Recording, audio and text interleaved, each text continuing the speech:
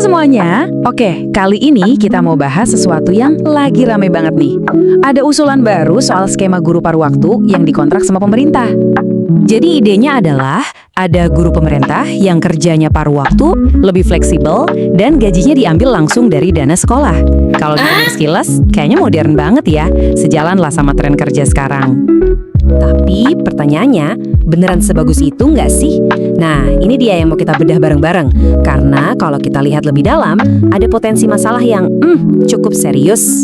Oke, yuk kita mulai dari rintangan paling pertama dan paling gede buat usulan ini, hukumnya sendiri. Sebelum lanjut, kita harus paham dulu apa itu dana BOS. Gampangnya, ini tuh dana dari pemerintah buat kebutuhan operasional sekolah. Kayak beli alat tulis, bayar listrik, perawatan gedung, atau buat kegiatan siswa. Ingat ya, kata kuncinya operasional. Nah, di sini nih letak masalah utamanya. Usulannya mau bayar gaji guru dari dana BOS. Padahal aturannya udah jelas banget. Dana itu hanya buat operasional. Ini udah langsung tabrakan kan? Dan ini bukan soal interpretasi loh ya. Aturannya tuh jelas banget tertulis. Mulai dari Undang-Undang ASN sampai Peraturan Menteri. Semuanya bilang hal yang sama. Gaji guru yang statusnya pegawai pemerintah itu sumbernya harus dari APBN atau APBD, bukan dari dana operasional masing-masing sekolah. Oke, sekarang kita geser dari urusan hukum ke sisi manusianya. Karena ini bukan cuma soal pasal dan angka, tapi ini soal nasib para pendidik kita.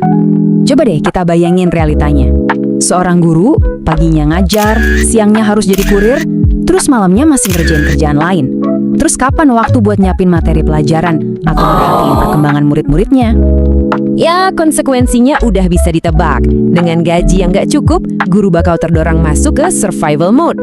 Fokus utamanya bukan lagi mendidik, tapi gimana caranya dapur tetap ngebul. Ironisnya lagi, aturan resmi kita itu justru menetapkan beban kerja guru purna waktu itu minimal 37,5 jam per minggu. Ini nunjukin kalau sistem pendidikan kita tuh dari awal memang gak dirancang buat model guru yang harus pontang-panting cari sampingan.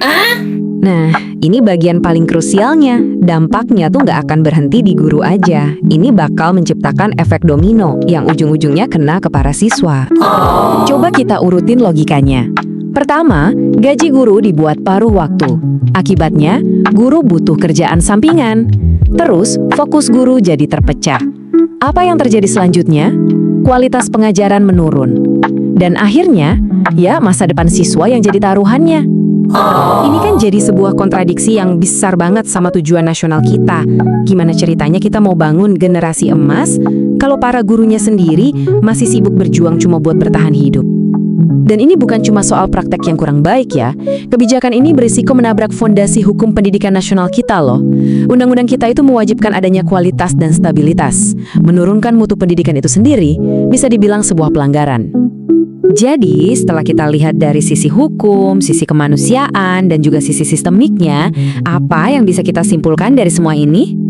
Kesimpulan utamanya sebenarnya cukup jelas. Ide yang kedengarannya modern ini ternyata nggak cocok atau nggak nyambung sama sistem pendidikan kita yang ada sekarang. Ada benturan yang fundamental antara usulan ini dengan hukum dan tuntutan profesionalisme guru. Ada satu pemikiran penutup yang ngena banget. Kalau ini dijalankan, isunya bukan lagi sekedar soal gaji, tapi ini soal masa depan seluruh ekosistem pendidikan kita. Bahkan, ini berisiko menciptakan bentuk baru dari kemiskinan struktural. Pada akhirnya, pertanyaannya kembali ke kita semua. Apakah kebijakan yang katanya efisien ini sepadan dengan risikonya? Apakah ini sebuah solusi yang cerdas? Atau sebuah perjudian besar dengan masa depan generasi penerus bangsa? Pertanyaan itu rasanya layak kita renungkan bersama.